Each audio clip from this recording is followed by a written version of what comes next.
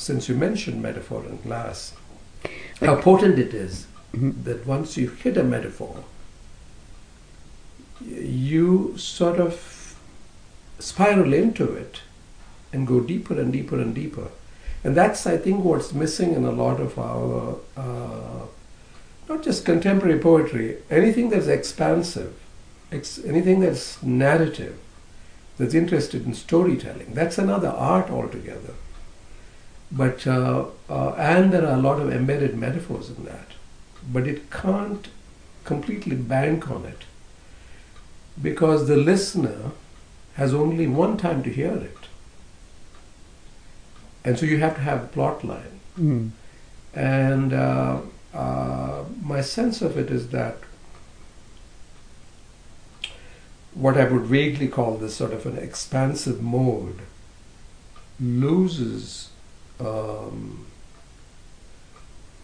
what I consider to be intrinsic to a lot of good poetry, and that is condensation. And that's what a metaphor often is. And not just condensation, but it is also a condensation that involves a tension caused by disparate things being brought into the same context. So in other words, there is tension there.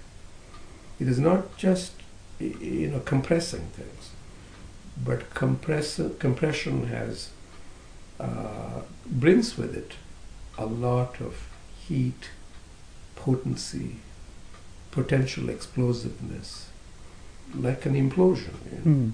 What the metaphor of the Big Bang is that an unimaginable smallness, density of matter, which becomes so small that it leads to this explosion and dispersion.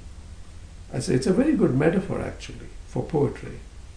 In that extraordinary condensation is all of what we are, expanding illimitably, and then we start talking about the sort of infinite or the unlimited horizon. But all comes from extraordinary condensation. It had to do with, I think, when I said something about compression. Mm. And this compression, even the word metaphor, I was just using the word metaphor because you brought it up. But my poem Glass is uncannily using the same image, because it is just the little bit of melted material, then with the human breath, it expands into this thing. That is our world. And it's interesting that it's glass because it has a hollowness, and at the same time it has surface, and a surface that once again can reflect reality. So all of that, and of course with the potential for shattering. Mm. So much of it has to do with the proper balance between the material and the breath.